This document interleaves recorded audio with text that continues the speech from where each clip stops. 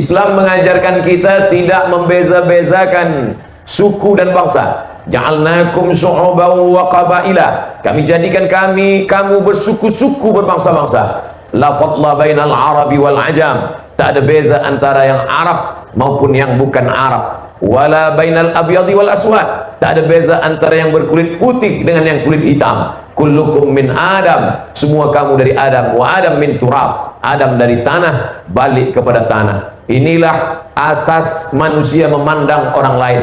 Maka Abu Jahal dan Abu Lahab tidak siap untuk duduk bersama Bilal bin Rabah, Miqdad bin Aswad, yang berkulit hitam, budak miskin, susah, hamba sahaya. Mereka merasa angkuh dan sombong. Kami yang lebih mulia, kami yang lebih hebat, kami yang lebih tinggi, kami yang martabatnya dimuliakan. Maka datang Nabi Muhammad sallallahu alaihi wasallam mengajarkan dari Allah Subhanahu wa taala, inna akramakum indallah atqakum. Yang paling mulia di sisi Allah bukan yang Quraisy, yang paling mulia di sisi Allah bukan yang Arab, tapi yang paling mulia di sisi Allah adalah yang paling takut kepada Allah Subhanahu wa taala.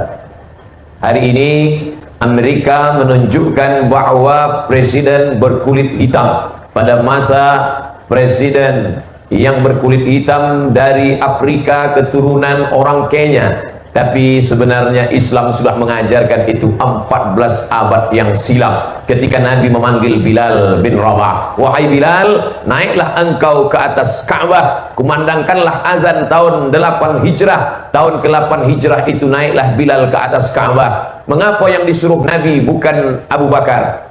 Kalaulah Abu Bakar yang diperintahkan Nabi karena dia Quraisy, mengapa bukan Utsman? Kalaulah Utsman yang disuruh Nabi mungkin karena dia kaya, mengapa bukan Sayyidina Ali? Kalau Ali yang diperintahkan Nabi mungkin karena dia menantu Nabi dan saudara sewali Nabi. Tapi yang diperintahkan adalah Bilal yang bukan Quraisy, yang tak ada hubungan nasab dengan Nabi, yang tak ada hubungan darah dengan Nabi. Allah ingin tunjukkan bahwa Bilal bin Rabah walaupun budak miskin hitam hamba sahaya, tapi dia jauh lebih mulia, karena manakala batu besar ditimpakan ke perut dan dadanya, dibuka kainnya, melekat kulitnya ke atas pasir yang panas Makkah, yang keluar dari mulutnya adalah Ahad, Ahad, Ahad, Esa, tunggal tak berbilang. Qul huwallahu ahad, Allahus samad, lam yalid walam yulad walam yakul lahu kufuwan ahad. Jadi bila hari ini ada orang bangga dengan kulitnya, ada orang sombong dengan kedudukannya, merasa lebih karena suku dan hartanya, maka bukan ajaran dari ajaran yang dibawa oleh baginda Nabi Muhammad sallallahu alaihi wasallam. Hari ini saya merasakan itu berada di tengah masyarakat Papar. Saya datang jauh dari Pulau Sumatera, dari Riau, Melayu, terbang ke Kuala Lumpur, sampai ke kota Kinabalu, dan petang tadi sampai ke Papar. Sudah bertamu ke rumah Datuk dan Datin. Hari ini bertatap muka dengan masyarakat Papar. Saya tak merasa asing, karena bumi yang saya pijak adalah bumi Allah, dan yang saya hadapi sekarang adalah hamba-hamba Allah. Kita sama-sama merantau ke atas dunia ini, karena Nabi mengatakan kun fid dunya ka'annaka gharib. Jadilah engkau di atas dunia ini seperti orang yang merantau, dan tempat asli kita bukanlah di sini. Kita semua akan kembali menghadap Allah Subhanahu wa taala. Orang yang berada di perantauan hanya tegak sejenak seperti mengambil naungan di bawah pokok kayu yang rindang.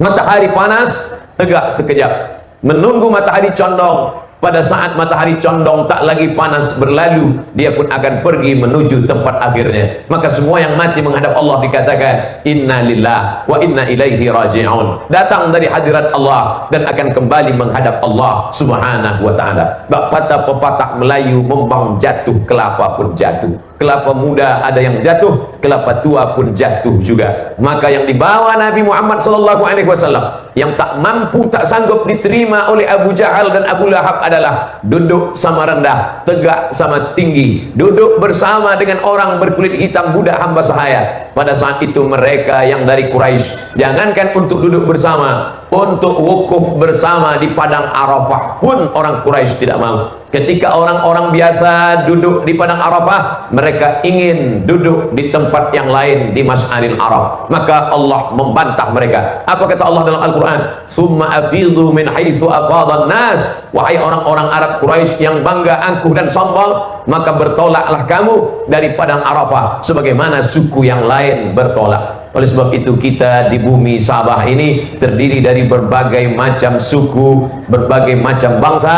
Maka bila kita memandang kita lebih daripada orang lain, maka sesungguhnya ajaran yang dibawa oleh Nabi Muhammad sallallahu alaihi wasallam, sahabat-sahabat Nabi dari berbagai macam suku bangsa. Ada sahabat Nabi yang berasal dari Rom. Dalam Al-Quran ada surah Rom, dan sahabat Nabi berasal dari Rom bernama Suhaib Ar-Rumi. Suhaib Ar-Rumi merantau datang ke kota Makkah Al-Mukarramah, miskin, susah, tak punya apa-apa, lalu kemudian menjadi seorang peniaga dan kaya raya. Ketika dia mendengar baginda Nabi Muhammad SAW akan pindah dari kota Makkah menuju Madinah, maka Suhaib ingin ikut hijrah. Lalu kemudian Suhaib ditahan oleh orang Makkah. Wahai Suhaib, kata orang Makkah, dulu engkau datang kemari tidak membawa apa-apa. Bila engkau ingin pindah mengikut Muhammad ke kota Madinah, maka pindahlah, tapi hanya membawa pakaian yang melekat di badan. Jangan bawa hartamu, jangan bawa apa yang kau punya. Saat itu Suhaib hanya pilihan dua, antara ikut pindah bersama Nabi Muhammad SAW atau duduk bersama masyarakat jahiliyah. Maka saat itu apa yang dilakukan Suhaib? Suhaib ikut pindah, meninggalkan harta bendanya. Semua orang Makkah mengatakan Suhaib rugi, Suhaib rugi, Suhaib susah, Suhaib miskin. Tapi manakala berita itu sampai ke telinga Nabi Muhammad SAW, apa kata Nabi? 3 kali Nabi mengulang, Rabiha Suhaib, Rabiha Suhaib, Rabiha Suhaib. Beruntung Suhaib, menang Suhaib, sukses Suhaib. Karena Allah tidak memandang sukunya. Dia bukan orang Arab Quraisy, dia datang merantau dari Rom, tinggal di kota Makkah. Yang dipandang Allah adalah hatinya yang tulus ikhlas, meninggalkan harta bendanya demi untuk ikut hijrah bersama Nabi Muhammad SAW. Sahabat yang pertama Bilal, juga bukan orang Arab.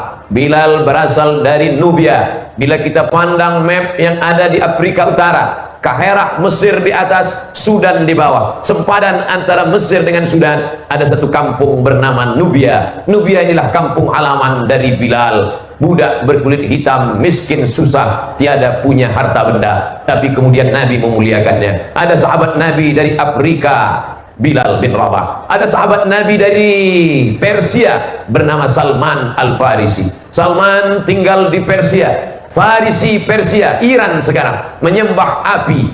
Lalu kemudian Salman memandang api. Lama dia berpikir, tak mungkin api ini menghidupkan aku, tak mungkin api ini yang memberikan nyawa, tak mungkin api ini yang membuat aku hidup. Maka kemudian dia pindah ke Damaskus, Suriah. Di Suriah dia pindah ke agama yang baru. Tapi lalu kemudian dia berpikir lagi, sampai akhirnya dia mendengar ada seorang nabi yang diutus Allah di Jazirah Arab. Datanglah dia ke kota Makkah dan Madinah dan bersyahadat. Salman inilah yang memiliki idea pada masa perang Khandaq. Khandaq berarti parit besar, karena pada saat itu ada pasukan yang datang dari kota Makkah Al-Mukarramah akan masuk ke kota Al-Madinah Al-Munawwarah. Salman bertanya, wahai baginda, wahai Rasulullah, adakah wahyu turun? Bagaimana strategi untuk menghadapi kafir Quraisy? Kata Nabi, tak ada wahyu turun. Kami di Persia bila melawan musuh supaya dia tak dapat masuk menyerang kampung halaman kami, maka kami menggali parit yang sangat besar dan panjang. Maka parit itu pun digali. Kita mengenal perang itu dengan perang Khandaq. Sampai hari ini kita dibawa saat umrah berziarah ke Masjid 7.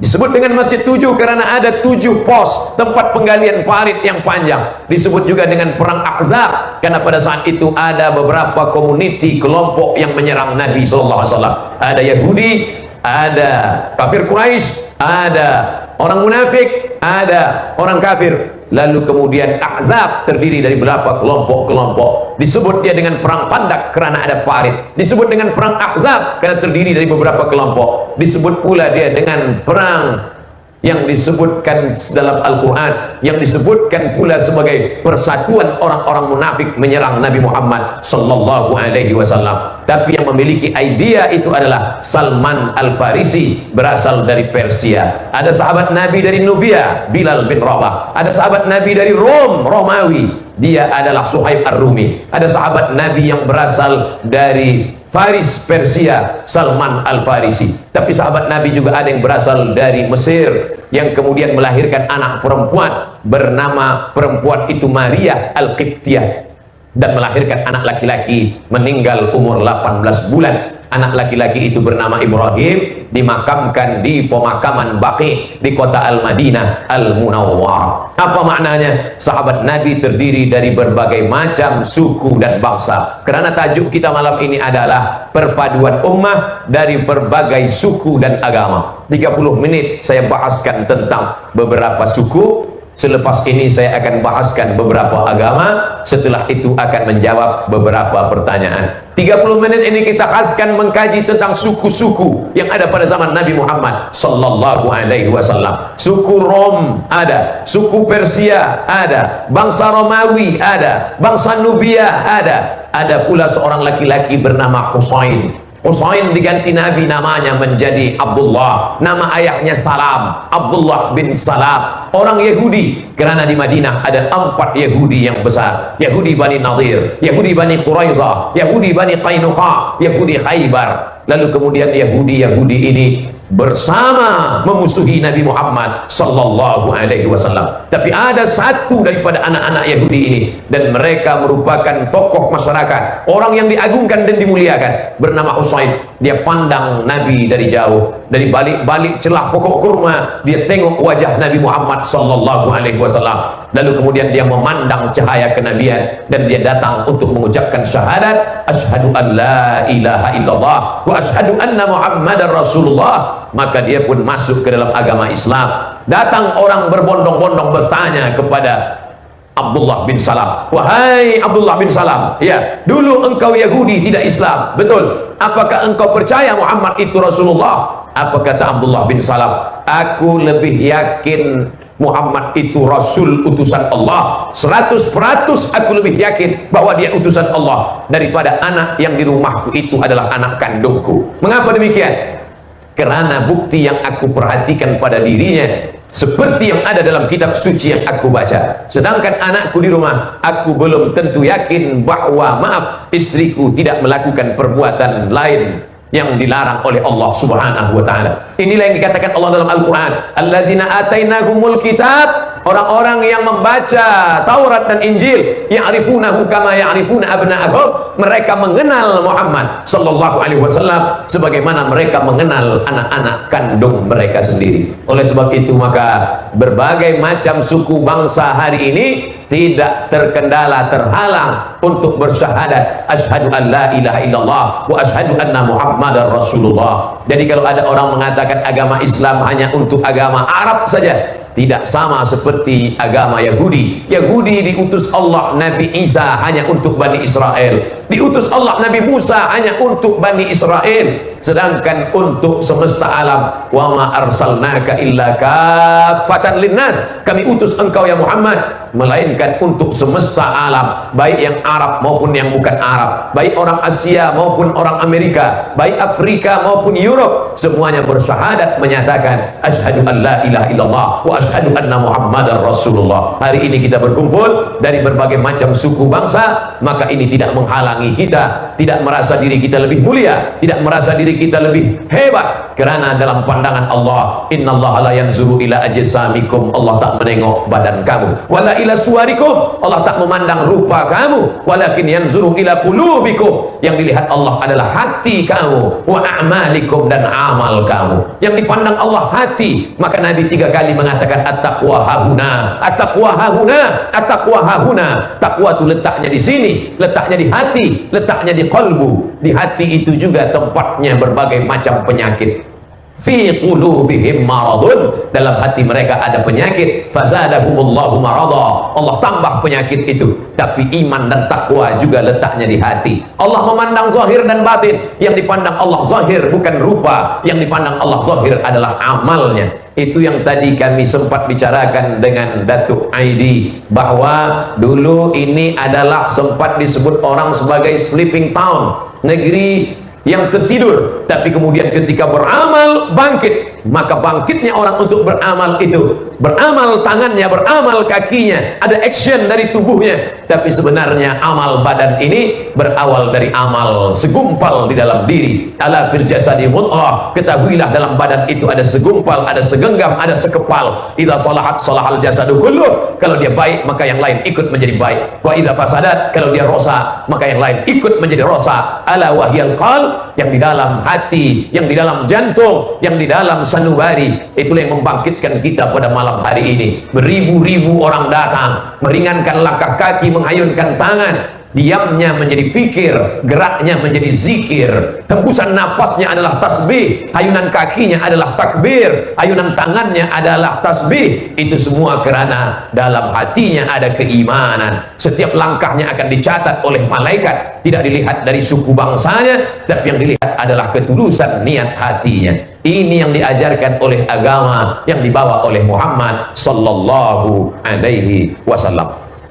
Habis 30 menit.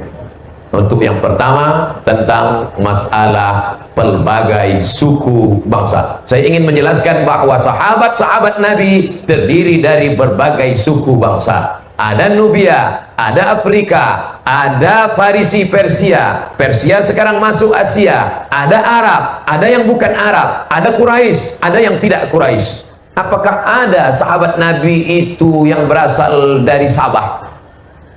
Rasanya tak ada. Adakah sahabat Nabi itu yang berasal daripada negeri Cina? Nabi ada menyebut, utlubil ilma walau bisin, tuntutlah ilmu walau ke negeri Cina. Dulu disuruh orang belajar ke Cina, sekarang kita tak perlu ke Cina karena orang Cina sudah datang ke negeri kita. Apa yang dipelajari dari mereka? Bagaimana kesungguhannya, bagaimana keseriusannya, bagaimana kejujuran, bagaimana bisnisnya. Bila ada orang mengatakan bahwa hadis ini palsu, memang betul. Ada ulama yang menyebut hadis ini palsu, nama kitabnya Al-Mawdu'at, tapi dibantah oleh ulama yang lain. Hadis ini tak sampai pada hadis maudhu', dia hanya setakat hadis dhaif saja. Beza antara hadis maudhu', hadis palsu dengan hadis dhaif. Hadis dhaif boleh diamalkan bila dia cukup 5 syarat. Yang pertama, bukan masalah halal dan haram. Yang kedua, bukan masalah hukum hakam fiqh. Yang ketiga, bukan masalah akidah. Yang keempat, tidak ada periwayatnya yang kadzab, pendusta. Yang kelima, dia masih lagi untuk fadail amal, memberikan motivasi beramal. Maka hadis utlubil ilma walau bisin, tutuplah ilmu ke negeri Cina, boleh disampaikan dalam tazkirah, dalam khutbah, kerana dia masih cukup 5 syarat menurut Imam Jalaluddin Abdurrahman As-Suyuti dalam kitab Tadribur Rawi Syarah Taqrib An-Nawawi. Oleh sebab itu, bila ada orang mengatakan Islam ini hanya agama untuk orang Arab saja, untuk orang Makkah saja, untuk orang Quraisy saja, maka dibantah dalam sejarah Nabi Muhammad sallallahu alaihi wasallam. Bahkan kitab-kitab hadis itu tidak ditulis oleh orang Arab. Kita membaca hari ini kitab Sahih Al-Bukhari. Tadi manakala saya salat di rumah Datuk, saya lihat di sebelah kanan ada kitab Sahih Al-Bukhari. Al-Bukhari bukan nama orang, Al-Bukhari nama kampung halaman. Al-Bukhari berasal dari Bukhara. Bukhara hari ini bukan negara Arab, tapi Uzbekistan, terletak di dataran Rusia sebelum dia berpecah dan sekarang menjadi satu negara yang merdeka bernama Uzbekistan. Dan dia bukan Arab. Bukhari bernama Muhammad, nama ayahnya Ismail, nama datuknya Ibrahim. Muhammad bin Ismail bin Ibrahim bin Al-Mughirah bin Bardizbah. Bardizbah adalah mu'allaf, masuk Islam. Datuknya yang kelima, Muhammad bin Ismail bin Ibrahim bin Al-Mughirah bin Bardizbah, masuk Islam, mu'allaf, dan bukan dari kalangan Arab. Allah ingin menunjukkan, wahai kamu yang bukan berasal dari Arab, yang bukan Quraisy, tapi kalau engkau punya kesungguhan, ada jihad dalam dirimu, engkau menulis kitab hadis. Hari ini di seluruh dunia kitab hadis dibaca. Apa yang kau baca? Sahih Al-Bukhari. Sahih Al-Bukhari, riwayat Imam Al-Bukhari dalam kitab Al-Jami' As-Sahih Al-Musnad Al-Mukhtasar min umuri Rasulillah sallallahu alaihi wasallam wa sunanihi wa ayyamih. Begitu juga dengan kitab Sunan At-Tirmidzi. Dan At-Tirmidzi ditulis oleh Imam Abu Isa Ibnu Saurah At-Tirmidzi. Tirmidzi sebuah kampung yang terletak antara Uzbekistan dengan Afghanistan. Afghanistan, Uzbekistan, ada kampung kecil bernama Termez. Bukhara, orang yang dari Bukhara disebut Al-Bukhari. Termez, orang berasal dari Termez disebut dengan At-Tirmidzi, juga bukan berasal dari kalangan Arab, baik Quraisy maupun yang bukan Quraisy. Hari ini Allah menunjukkan ke atas muka dunia, engkau akan mulia bukan dipandang dari suku dan bangsa, tidak dilihat engkau berasal dari benua mana, dan bukan pula dilihat dari negara mana, tapi yang dipandang adalah ketulusan niat, keikhlasan hati, dan saat engkau berucap asyhadu an la ilaha illallah wa asyhadu anna muhammadan rasulullah. Ini yang pertama, tentang perpaduan umat dari berbagai macam suku bangsa. Yang kedua, kita akan bahaskan tentang perpaduan umat yang terdiri dari beberapa agama. Nabi SAW di kota Al-Madinah Al-Munawwarah tidak hanya orang Islam sahaja, tapi di Madinah ada orang Yahudi, di Madinah ada orang Yahudi, dan saat itu Nabi hidup bersama dengan mereka. Maka lahirlah apa yang disebut dengan muahadah, perjanjian antara orang Islam dengan yang bukan Islam. Yahudi dengan orang Islam bekerja sama dalam menjaga kota Al-Madinah Al-Munawwarah. Boleh dibaca dalam kitab yang ditulis oleh Syekh Safiur Rahman Al-Mubarakfuri, namanya Ar-Rahiq Al-Mahtub. Ada 12 pasal. Yahudi yang tak Islam dengan yang Islam sama-sama menjaga kota Al-Madinah Al-Munawwarah. Bila datang orang kafir Quraisy menyerang dari kota Makkah, maka orang Yahudi yang tak Islam menjaga orang Islam, orang Islam menjaga yang tak Islam. Perbelanjaan peperangan ditanggung bersama. Bila ada yang berkhianat satu orang dari Yahudi, tidak dihukum semua Yahudi. Begitulah Islam mengajarkan menjaga negeri, menjaga kampung halaman, bagian daripada persatuan umat. Dalam masalah sosial tidak dibeza-bezakan, tapi Islam tegas dalam masalah akidah. Wala ana abidum ma abadtum wala antum abiduna ma a'bud lakum dinukum waliyadin. Ketika datang orang kafir musyrik mengajak, bagaimana kalau kami sembah Tuhan engkau 1 bulan, selepas itu kamu pula menyembah Tuhan kami dalam 1 bulan, untuk menjaga perpaduan umat, perpaduan agama. Maka dalam hal ini tak ada tawar-menawar. Qul ya ayyuhal kafirun la a'budu ma ta'budun wala antum abiduna ma a'bud. Kamu tak menyembah apa yang aku sembah, aku pun tak menyembah apa yang kamu sembah. Diulang sampai 2 kali. Lakum dinukum waliyadin. Agama kamu silakan amalkan, sedangkan agamaku maka aku pula yang mengamalkan. Ini adalah pegangan utama dalam Islam. Tapi apakah kerana perbezaan agama lalu kita memusuhi orang lain? Halal kepalanya dipancung, boleh dibakar rumahnya, diambil, dirampas harta bendanya. Ini bukan ajaran Islam. Dalam Al-Quran dijelaskan, bila mereka tidak melakukan dua, walaupun dia tidak menyembah Allah, walaupun dia bukan orang Islam, selama dia tidak melakukan dua, maka kita boleh membalas dengan dua. La yanhakumullahu 'anil ladzina lam yuqatilukum fid din. Kalau mereka tidak memerangi kamu, tidak mengusir, menghalau kamu dari kampungan halaman kamu, tidak menumpahkan darah kamu, hidup bertetangga berjiran dengan baik, tidak pernah mengganggu kamu, tak pernah menumpahkan darah kamu, tak pernah membunuh kamu, tak pernah menghalau kamu, maka kata Allah, antabarruhum, buat baiklah pada mereka, wa tuqsitu ilaihim, bersikap adillah pada mereka. Maka manakala Islam sampai ke Mesir, kita tahu di Mesir ada Kristen Ortodok Koptik, sampai hari ini masih ada, yang berpusat di Alexandria, 200 km dari Kahira menuju Laut Mediterania. Di sana ada agama bernama Kristen Ortodok Koptik. Baba Senoda hidup bersama orang-orang Kristen di bawah kekuasaan negara Islam. Kalaulah Islam itu datang memaksa, membunuh orang, memotong kepala orang, maka saksi sejarah hari ini dapat kita lihat. Di Lebanon masih ada Kristen Maronit,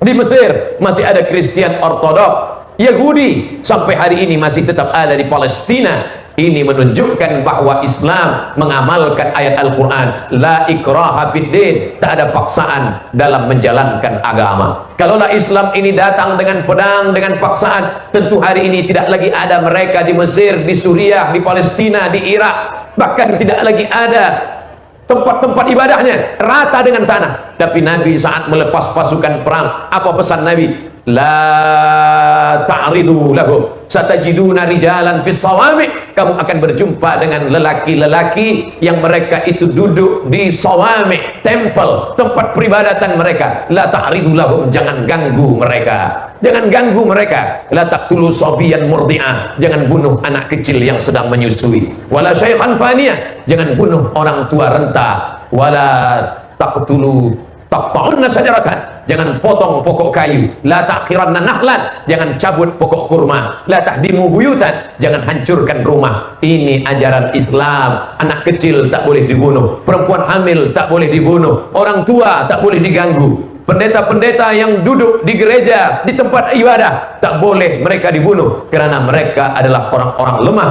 yang bukan menjadi objek dalam peperangan. Ini ajaran dibawa oleh Muhammad sallallahu alaihi wasallam. Datang seorang sahabat perempuan bernama Asma. Dia masuk Islam, tapi ibundanya belum lagi Islam, tidak bersyahadat. Ternyata perbedaan agama tidak menghilangkan rindu seorang ibu kepada anak. Berbeza agama, anak sudah menjadi muslimah, ibu tetap musyrikah, tidak mengibadah kepada Allah Subhanahu wa taala. Tapi kemudian manakala dia datang ke kota Al-Madinah Al-Munawwarah, Asma takut menjumpai ibunya karena ibunya tidak Islam. Maka dia melapor kepada Nabi Muhammad sallallahu alaihi wasallam, "Ya Rasulullah, ummi qadimat." Mak saya datang, ibu saya datang dari jauh, 8 hari 8 malam dia naik unta sampai ke Madinah. Wahia raghibatun, dia sangat rindu kepada saya, ingin berjumpa. Apa asiluha? Bolehkah saya bersilaturahim dengan dia? Apa kata Nabi? Siliha, sambung silaturahim dengan dia. Apa utiha? Boleh saya beri dia hadiah, boleh saya dia beri cendera hati, boleh saya bagi dia kenang-kenangan. Kata Nabi, iktiha, bagilah dia hadiah, bagilah dia cendera hati, bagilah dia kenang-kenangan. Inilah hadis yang dijadikan dalil oleh Syekh Atiyah Saqar dalam kitab Fatawa Al-Azhar. Boleh membagi daging kurban kepada orang yang tak seagama dengan kita. Zakat tak boleh kerana zakat wajib, tapi sedekah boleh. Boleh membagi kurban sunat kepada yang tak Islam, tapi kurban wajib, kurban nazar tidak boleh. Kerana apa? Kerana kurban nazar hanya untuk ahli qiblah yang bersyahadat asyhadu an la ilaha illallah wa asyhadu anna muhammadar rasulullah. Ketulusan ajaran Islam inilah yang membuat orang bersyahadat. Seorang ulama besar dari kalangan tabi'in, Nabi Muhammad sallallahu alaihi wasallam. Orang yang hidup dengan Nabi disebut dengan tabi'in. Orang yang hidup dengan Nabi disebut dengan sahabat. Man laqiyan Nabi, berjumpa dengan Nabi, wa amana bihi, beriman dengan Nabi, wa mata 'alal Islam, meninggal dalam keadaan Islam. Ini disebut dengan sahabat. Tapi ada orang yang tak jumpa dengan Nabi, berjumpa dengan sahabat, mereka disebut dengan tabi'i. Nabi, sahabat Nabi, tabi'i, tabi'i. Di antara tabi'i yang berjumpa dengan sahabat Nabi itu adalah seorang lelaki bernama Al-Imam Al-Hasan Al-Basri. Kampung halamannya di Basrah, Irak. Lalu kemudian datanglah Imam Al-Hasan Al-Basri ini bertetangga dengan, berjiran dengan orang yang tak seagama, bukan orang yang seakidah ahlu sunnah wal jamaah, bukan orang yang bersyahadat asyhadu an la ilaha illallah wa asyhadu anna muhammadar rasulullah. Suatu ketika Imam Al-Hasan Al-Basri sakit, lalu kemudian dia tidak keluar rumah beberapa hari. Datang jirannya yang tak seagama menjenguk. Lalu manakala dia masuk ke rumah Imam Al-Hasan Al-Basri, dia tengok Imam Al-Hasan Al-Basri tidak ada di ruang tamu.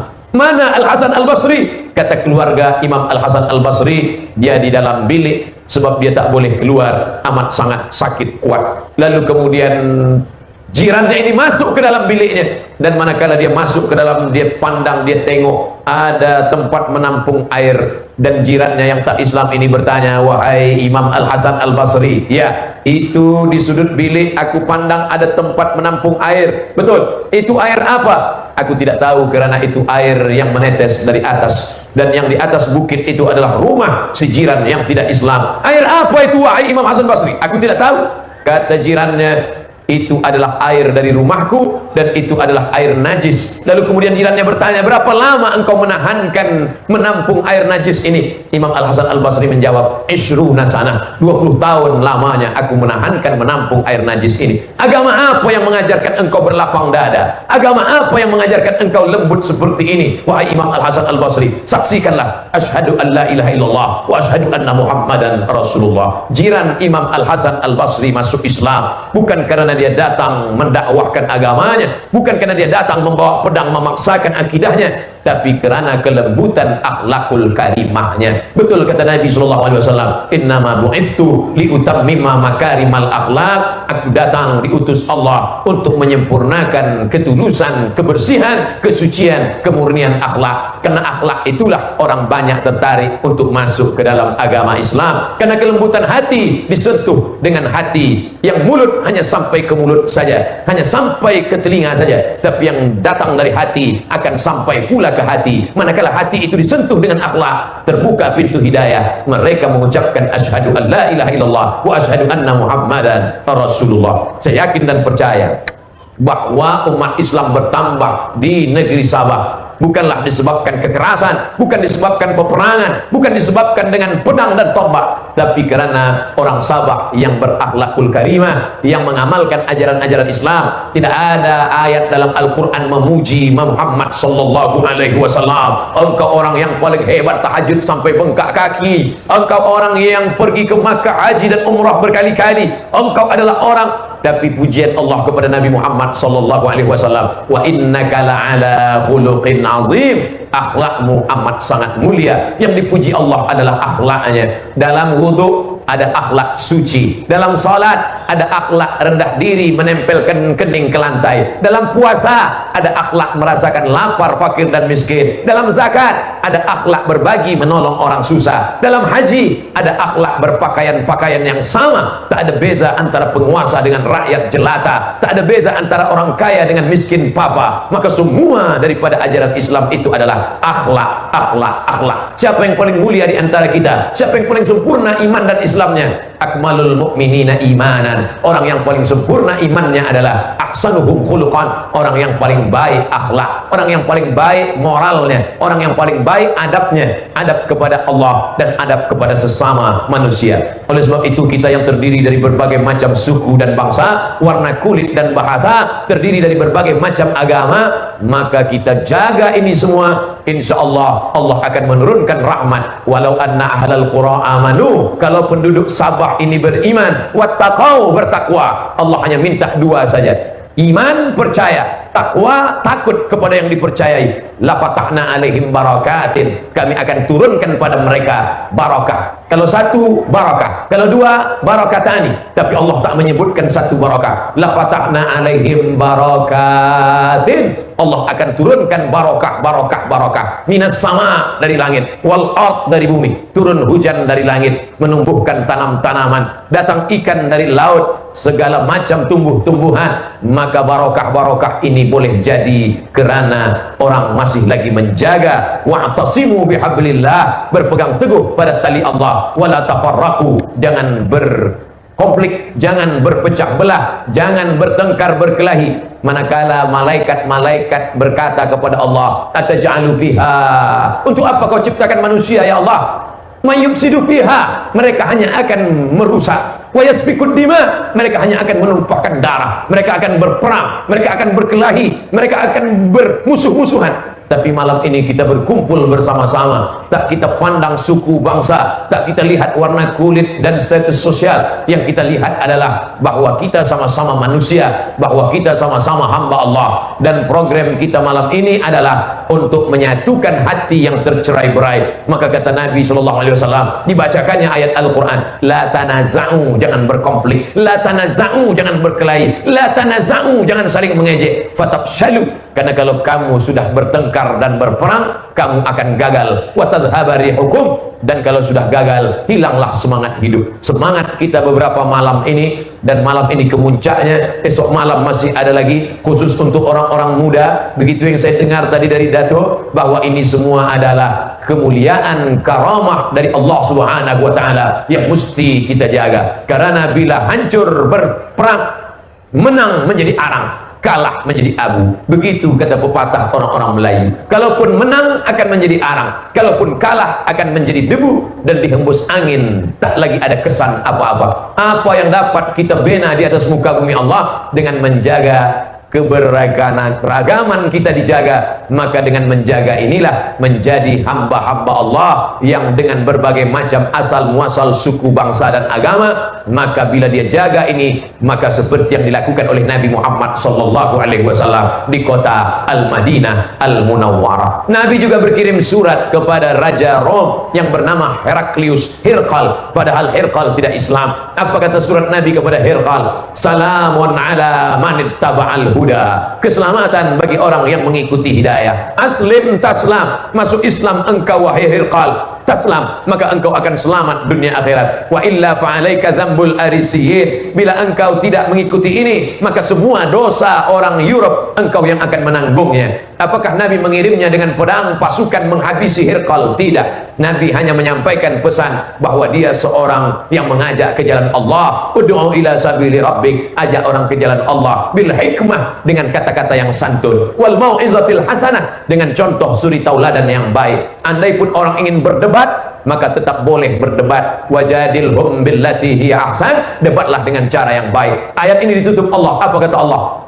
Inna rabbaka huwa a'lamu biman dhalla an sabilih. Allah lebih tahu siapa yang sesat. Wa huwa a'lamu bil muhtadin, dan Allah pula lebih tahu siapa yang mendapat hidayah. Andai ada anak yang mendapat hidayah lalu kemudian bersyahadat, sedangkan ibu bapanya tidak bersyahadat, apakah putus silaturahimnya? Apakah boleh dia melawan karena berbeza agama? Ini pun dibahas dalam Al-Quran. Tadi kita salat maghrib 3 rakaat, 2 rakaat berbunyi jahar, 1 rakaat tidak berbunyi sir. Tak ada dalam Al-Quran. Esok subuh kita akan salat subuh 2 rakaat pakai kunut menurut mazhab Syafi'i. Tak ada disebut dalam Al-Quran. Tapi tentang anak yang masuk Islam, ibu bapanya tidak Islam, bagaimana hubungan mereka? Maka disebutkan dalam Al-Quran. Apa kata Allah? Wa in jahadaka, kalau anak-anak yang sudah masuk Islam itu lalu kemudian ayah dan ibunya memaksa anak itu untuk ikut kembali kepada agama mereka, wa in jahadaka ala an tusyrika bima laysa laka bihi ilmun, wahai anak-anak yang sudah menjadi mu'allaf, wahai anak-anak yang sudah bersyahadat, wahai anak-anak yang sudah masuk Islam, jika ibu bapamu yang belum Islam itu mengajak engkau kepada agama mereka, fala tuti'huma, maka engkau jangan patuh, jangan ikut, jangan turut. Tapi untuk melawan bolehkah? Ayat itu belum lagi habis. Apa kata Allah di ujung ayat? Wasahibhuma fid dunya ma'rufa. Wasahibhuma, tetaplah engkau berbakti pada mereka. Ma'rufa, ma'rufa diambil dari kata urf.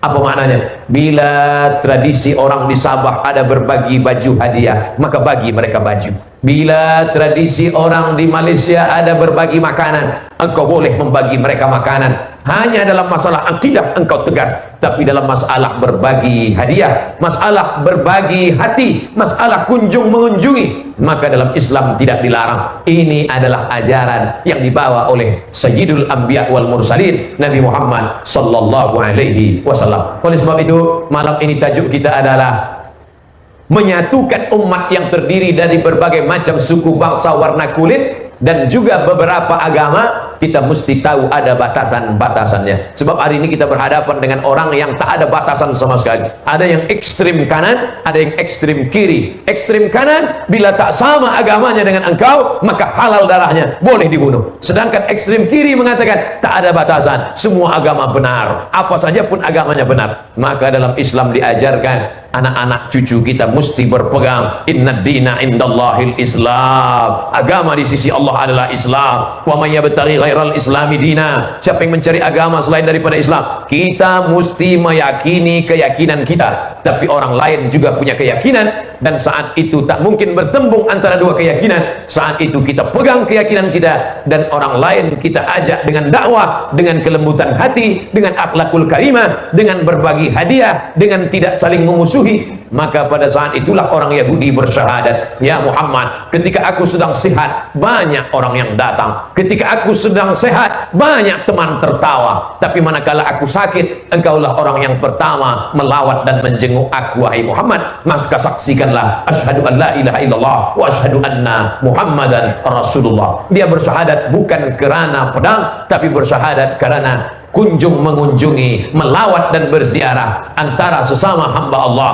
antara sesama manusia yang dipandang adalah kullukum min Adam, semuanya keturunan daripada Nabi Adam alaihi salam, dan Adam pula diciptakan dari tanah. Kullukum min Adam wa Adam min turab, Adam dari tanah, dan kita pun semua akan kembali menjadi tanah. Kalau kita bisa boleh menjaga persatuan ini, barulah kita dapat membangun negeri, dan setelah itu barulah kita selamat dari berbagai macam musuh yang datang ingin mengacaukan umat dan bangsa, merosak persatuan dan kesatuan. Maka ajaran Islam yang utama, banyak umat mengaku Islam, tapi peribadatan, perilaku, perbuatannya bukanlah yang diajarkan oleh Nabi Muhammad sallallahu alaihi wasallam. Maka tajuk ini diberikan kepada saya malam ini untuk disampaikan kepada masyarakat, untuk disampaikan kepada muslimin muslimat, agar kita kembali kepada ajaran agama Islam. Bukan menilai umat Islam dari perbuatannya, bukan menilai Islam dari tingkah laku perbuatan orang Islam, tapi memandang ajaran Islam kembali kepada tuntunan Al-Quran dan sunnah Rasulullah sallallahu alaihi wasallam. Saya awali pukul 8 dan sekarang sudah pukul 9. Masya Allah, tabarakallah,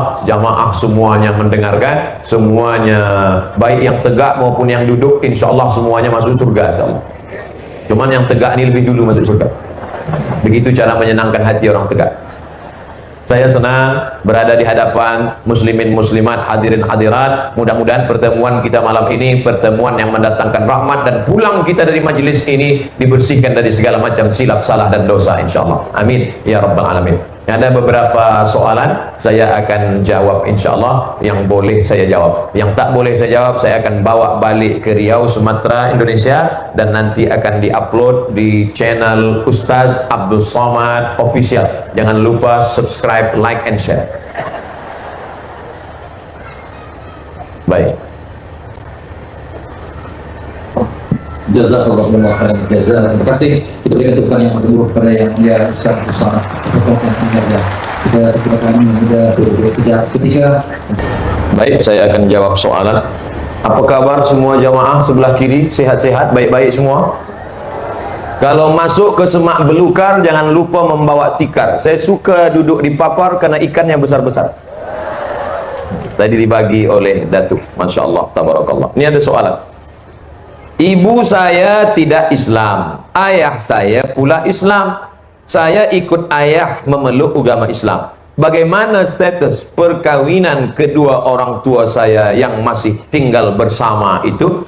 Maka dalam Islam saya tak tahu ini agama ibu ni Kristian kah atau lain daripada agama Kristian. Maka beza antara Kristian atau yang bukan. Adapun ahlul kitab yang disebut dengan Kristian atau Yahudi, maka dalam Al-Quran disebutkan al-yauma uhilla lakumut thayyibat, hari ini dihalalkan bagi kamu yang baik-baik, wa ta'amul ladzina utul kitaba hillul lakum, makanan mereka halal bagi kamu, wa ta'amukum hillul lahum, makanan kamu halal bagi mereka. Sembelihan ahli kitab, sembelihan Yahudi dan Nasrani halal bagi orang Islam. Wal muhsanatu minan nisa. Ini dia. Bila ibumu itu Yahudi atau Nasrani, bila ibumu itu ahli kitab Yahudi atau Nasrani, maka pernikahannya ini tetap boleh berterusan. Tapi menurut mazhab Hanafi, Maliki dan Hambali.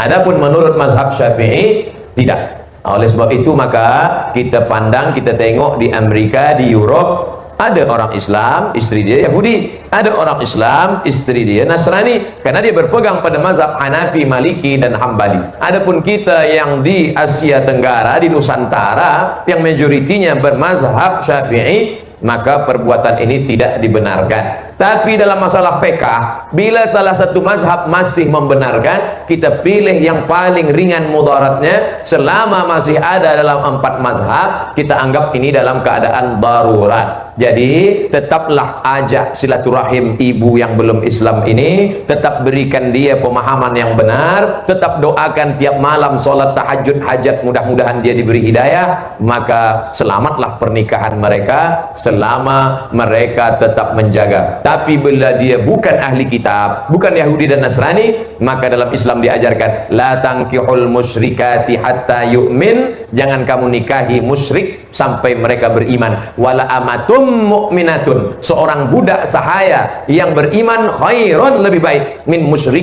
musyrikatin, daripada seorang musyrik walau a'jabatkum, walaupun mereka mengagumkan bagi kamu. Itulah jawaban tentang masalah perbezaan pernikahan antara lelaki muslim dengan perempuan yang ahli kitab Yahudi dan Nasrani, atau lelaki muslim dengan perempuan yang musyrik. Wallahu a'lam bishawab. Saya bukan Islam. Setiap kali perayaan Christmas saya diundang hadir ke rumahnya.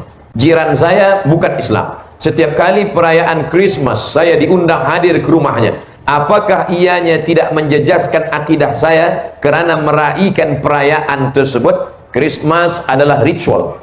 Kita datang ke rumah orang membawa makanan, tapi bukan masalah ritual, bukan ibadah, maka masuk dalam masalah hubungan silaturahim. Dalam Islam berbeza agama tidak menghalangi orang untuk silaturahim. Hadis tentang Asma yang tetap menyambung silaturahim dengan ibunya. Tapi manakala dia sudah masuk dalam ritual, dalam ibadah, maka dalam Islam tegas, bukan keras, tegas. Wala ana abidum ma'abattum wala antum abiduna ma'abud lakum dinukum waliyadin. Sama tentang masalah makanan. Apakah dalam masalah makanan yang jelas-jelas haram, lalu kemudian karena ingin kedekatan lalu kita katakan, oh sebab kita dah lama dekat, ini agak-agak haram, makruh saja. Tidak, sekali haram tetap haram. Dan keluarga kita pun mesti faham dan mengerti bahwa ini masalah ibadah, bahwa ini masalah ritual, bahwa ini masalah hukum. Dan mereka faham, kita pun juga faham. Saling memahami, inilah yang membuat kita boleh bersama. Bila kita tidak saling memahami, na'udzubillah. Apa itu tarekat? Tarekat artinya cara, tariqah, cara, metode, cara untuk mengingat Allah Subhanahu wa ta'ala.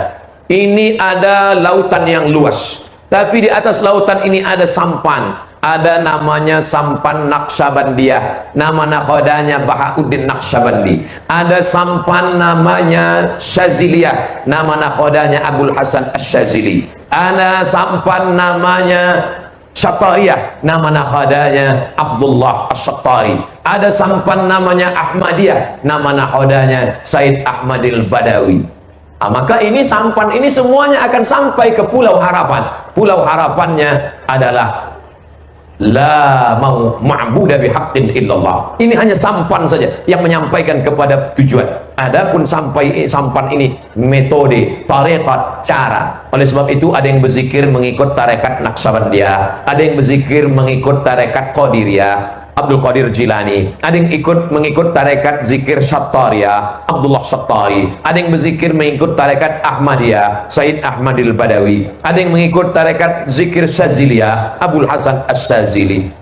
Qadiriyah zikirnya kuat, la ilaha illallah, la ilaha illallah. Sedangkan Naqsyabandiyah zikirnya sir di dalam hati, Allah Allah Allah. Ini tergantung kita tertarik kepada yang mana. Maka ikut tarekat yang mu'tabarah, yang tuan guru, tuan syekhnya memiliki sanad-sanad dan tidak meninggalkan syariat. Oleh sebab itu dalam bidang akidah kita berpegang pada akidah Imam Abdul Hasan Al-Asy'ari. Dalam bidang fiqh kita berpegang pada fiqh Syafi'i dengan tetap menghormati Hanafi, Maliki dan Hambali. Adapun dalam bidang tasawuf kita berpegang kepada tasawuf Junaid Al-Baghdadi dan Abu Hamid Al-Ghazali. Bukan tasawuf falsafi, bukan tasawuf nazari yang hanya teori, tapi tasawuf yang mengamalkan sunnah-sunnah Rasulullah sallallahu alaihi wasallam. Maka selalu saya katakan, awak ambil tarekat apa? Saya tarekat Naqsyabandiyah. Siapa mursyidnya? Apakah mursyidnya mengajarkan meninggalkan salat? Cukup dengan tarekat hakikat meninggalkan syariat? At-syari'atu bila haqiqatin batilah. Syariat saja tanpa hakikat batil. Wal haqiqatu bila syari'atin atilah. Hanya hakikat saja tanpa syariat, maka hampa, sia-sia. Dua-duanya tetap kita amalkan. Apa yang dimaksudkan dengan ilmu ma'rifat itu? Awaluddin ma'rifatullah. Yang awal sekali dalam agama Islam ini adalah ma'rifatullah. Ini bukan hadis Nabi, ini adalah ungkapan ulama-ulama tasawuf. Awaluddin, perkara awal dalam agama kita ini ma'rifatullah, mengenal Allah. Dari mana datang dalil ini? Dari ayat Al-Quran, la ilaha illallah. Tapi di awalnya coba kita baca ayatnya, fa'lam. Ada di pangkal ayat itu la ilaha illallah, tapi di pangkal ayat itu fa'lam annahu la ilaha illallah. Fa'lam maknanya ketahuilah, ada fa'lam ilmu la ilaha illallah. Maka datanglah ulama menyusun ilmu akidah, disebut juga dengan ilmu kalam, disebut juga dengan ilmu tauhid, mengesahkan Allah wujud, qidam, baqa, mukhalafatul lil hawadits, qiyamuhu bi nafsihi, wahdaniyah, qudrat, iradat, ilmun hayat, sama, basar, kalam. Oleh sebab itu masjid surau kita mesti ada satu malam khas. Ahad, malam Isnin khas fiqh, salat, zakat, puasa, haji. Isnin malam Selasa khas masalah akidah, wujud, qidam, baqa. Untuk apa? Ma'rifatullah, mengenal Allah Subhanahu wa taala. Man arafa nafsahu faqad arafa rabbahu. Kalau sudah mengenal Allah, man arafa nafsahu, siapa yang kenal dirinya, faqad arafa rabbahu, maka sungguh dia sudah mengenal Rabbnya. Ini pun bukan hadis Nabi. Ini adalah ungkapan ulama tasawuf, dijelaskan oleh Imam As-Sakhawi yang sezaman dengan Imam As-Suyuti. Apa kata Imam As-Sakhawi? Siapa yang kenal dirinya lemah, maka kenallah dia Allah yang maha perkasa. Siapa yang kenal dirinya miskin papa, maka kenallah dia Allah yang kaya raya. Siapa yang kenal dirinya hina dina, maka kenallah dia Allah yang amat tinggi kuasanya. Itulah mengapa kita perlu mengkaji ma'rifatullah. Puncak dari makrifat itu bukan meninggalkan syariat. Bila ada orang mengaku makrifat lalu kemudian tidak sholat, bila ada orang mengaku makrifat lalu kemudian tidak bersyariat, maka sesungguhnya ini bukanlah yang benar, tapi batil. Karena tasawuf menurut ulama ahlu sunnah wal jamaah yang berdasarkan daripada Quran dan sunnah. Maka bila mengkaji tasawuf, kajilah kitab-kitab yang mu'tabar. Ihya Ulumuddin, Ar-Risalah Al-Qushairiyah, lalu kemudian Sabilal Muhtadin, ini bidang fiqahnya. Lalu kemudian mengkaji Bidayatul Hidayah, lalu kemudian pula membaca kitab-kitab tasawuf, Ar-Risalah Al-Qushairiyah, Qut Al-Qulub. Imam Abu Hamid Al-Ghazali dalam bukunya Al-Munqidh Minad Dhalal, Munqidh, penyelamat, Minad Dhalal, dari kesesatan. Imam Al-Ghazali pernah mendalami falsafah, maka dia tulis kitab Tahafud Al-Falasifah, keruntuhan kehancuran falsafah. Imam Al-Ghazali pernah masuk ke dalam Syiah, lalu kemudian dia gali, dia kaji isinya, dia tulis kitab Fadaih Al-Batiniyah, kerosakan-kerosakan akidah dalam Syiah Batiniyah. Imam Al-Ghazali akhirnya menemukan kebenaran dalam tasawuf, maka dia sebut dalam kitab Al-Munqidh Minad Dhalal, aku menemukan kebenaran ketika aku baca kitab-kitab ulama tasawuf. Di antara kitab yang dibaca oleh Imam Al-Ghazali adalah kitab Qut Al-Qulub. Qut makanan, qulub hati. Makanan kita nasi, makanan kita roti, tapi hati perlu makanan. Apa itu makanan hati? Qut Al-Qulub, zikir, ibadah, baca Quran, mendekatkan diri kepada Allah, muraqabah, tawakal, ridha, qanaah. Sampai pada puncaknya Al-Ghazali merasakan ma'rifah. 11 tahun lamanya berkeliling mencari jati diri, sampai akhirnya dia menemukan ma'rifah. Datang orang bertanya kepada Imam Al-Ghazali, wahai Al-Ghazali, iya, apa ma'rifah itu? Al-Ghazali menjawab, nurun yaqzifullahu fi qalbi abdi, cahaya yang ditembakkan ke dalam hati seorang hamba. Dengan cahaya itu orang boleh membezakan mana yang hak, mana yang batil. Jadi bila hari ini orang mengaku kaji ma'rifah, tapi ujung daripada kaji itu supaya tidak terkena senjata tajam, boleh menghilang, ini sebenarnya ma'rifah palsu, bukan ma'rifah mengenal Allah Subhanahu wa ta'ala. Masyarakat di sini adalah pengikut mazhab Syafi'i. Alhamdulillah. Soalan saya adalah, adakah jadi kesalahan apabila pengikut mazhab Syafi'i beralih kepada mazhab lain sesuai dengan kehendak hati? Pertanyaannya, mengapa dia beralih ke mazhab lain? Apa sebab? Kerana beralih ke mazhab lain hanya ingin mencari senang-senang saja. Ini yang dicela oleh ulama fiqh, disebut dengan tatabbu' rukhas, mencari senang-senang, mencari mudah-mudahnya saja. Pergi dia menikah, tak pakai wali. Awak sudah nikah dengan dia? Iya, tapi ayah dia tak tahu. Saya tak pakai wali. Nikah awak tak sah menurut mazhab Syafi'i? Sah menurut mazhab Hanafi. Karena nikah tanpa wali menurut Hanafi sah. Oh, jadi kalau begitu awak pindah ke mazhab Hanafi? Betul. Manakala hari raya kurban, kita tanya dia, awak ada potong hewan kurban? Tidak. Tapi kata Hanafi hewan kurban wajib. Saya pindah ke Syafi'i, tak wajib, sunat muakkad. Nah, ini namanya mazhab ambil senang-senang saja. Tabuk rukhas, ingin mencari yang mudah-mudah saja. Padahal kita dalam beribadah ini adalah wa ma umiru illa liya'budullaha mukhlisin. Beribadah bukan ingin mencari mudah-mudah, tapi beribadah adalah ikhlas kerana Allah Subhanahu wa ta'ala. Oleh sebab itu, pegang mazhab Syafi'i, istiqamah di situ, supaya kita tidak terjerumus ke dalam perbuatan tatabbu' rukhas, mencari mudah, mencari senang-senangnya saja. Dalam masalah salat mazhab Syafi'i, dalam masalah wudu mazhab Syafi'i, dalam masalah zakat mazhab Syafi'i, dalam masalah nikah mazhab Syafi'i. Tapi saya tak menyalahkan yang mengamalkan mazhab Hanafi Maliki dengan syarat dia mengerti mazhab. Adapun orang awam yang tak mengerti, apa kata Syekh Yusuf Al-Qardawi, madhabul am madhab man yufti. Orang awam, orang yang tak mengerti mazhab, mazhab dia adalah mazhab guru-gurunya. Maka alhamdulillah kita di Sabah, dari mulai mufti, tuan-tuan guru kita di pondok-pondok berpegang kepada mazhab Syafi'i, kita ikut saja mazhab Syafi'i. Adapun bila kita dengar tazkirah di YouTube, ada dia bermazhab Hanafi, kebetulan dia dari India, mazhab dia Hanafi, kebetulan dia dari Maghribi, mazhab dia Maliki, kebetulan dia dari Saudi Arabia, mazhab dia Hambali. Hanya setakat pengetahuan saja, tapi dalam pengamalan kita tetap amalkan mazhab Syafi'i. Kenapa Nabi Isa hanya diturunkan untuk orang Yahudi saja? Tidak hanya Nabi Isa yang untuk untuk suku tertentu. Wa ila samuda akhahum salihah. Nabi Saleh diutus untuk kaum Samud. Ada nama suku Samud, nama Nabi dia Saleh. Wa ila adin akhahum huda. Ada satu suku namanya kaum Ad, nama nabinya Nabi Hud. Wa ila madyana akhahum Syu'aiba. Ada satu suku namanya Madian, nama nabinya Syu'aib.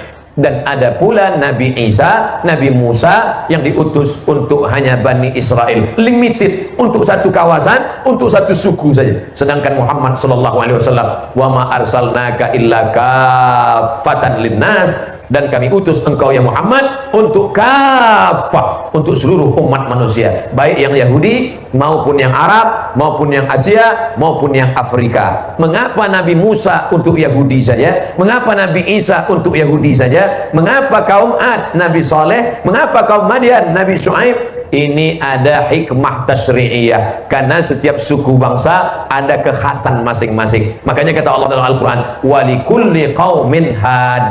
Setiap kaum ada nabi yang diutus. Bahkan dalam ayat yang lain, setiap kampung, bukan setiap suku, setiap kampung ada yang diutus Allah. Apakah di kampung kita di Sabah pernah Allah mengutus nabi? Mungkin, tapi kita tak tahu, sebab dalam Al-Quran dikatakan minhum man qasasna alaik wa minhum man lam naqsus alaik. Ada nabi-nabi yang kami ceritakan kisahnya, tapi banyak pula nabi-nabi yang kisahnya tak kami sebutkan. Yang disuruh Allah kita ketahui hanya 25 nabi dan rasul saja. Saya pernah ditanya oleh seorang pelajar, Ustaz, mengapa Allah hanya turunkan 25 nabi dan rasul? Allah turunkan lebih daripada 300, tapi yang Allah suruh kita ketahui dalam Al-Quran, yang diceritakan Allah hanya 25 saja.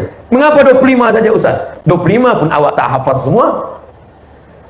Jadi kadang kita ini seperti Bani Israel juga, lebih banyak bertanya, yang akhirnya pertanyaan kita itu bukan menambah amal, tapi menambah beban. Alhamdulillah malam ini pertanyaan-pertanyaannya membangkitkan semangat akidah, pertanyaan menambah amal, pertanyaan yang menambah takwa, pertanyaan yang menambah iman kepada Allah Subhanahu wa ta'ala. Itulah beberapa pertanyaan dari soalan dari jamaah. Mudah-mudahan tajuk kita malam ini dan beberapa soalan tadi menambah keimanan dan ketakwaan kita. Terima kasih atas segala perhatian. Mohon maaf atas segala kekhilafan dan kesilapan. Aqulu qawli hadza astaghfirullah li wa lakum. Wassalamualaikum warahmatullahi wabarakatuh.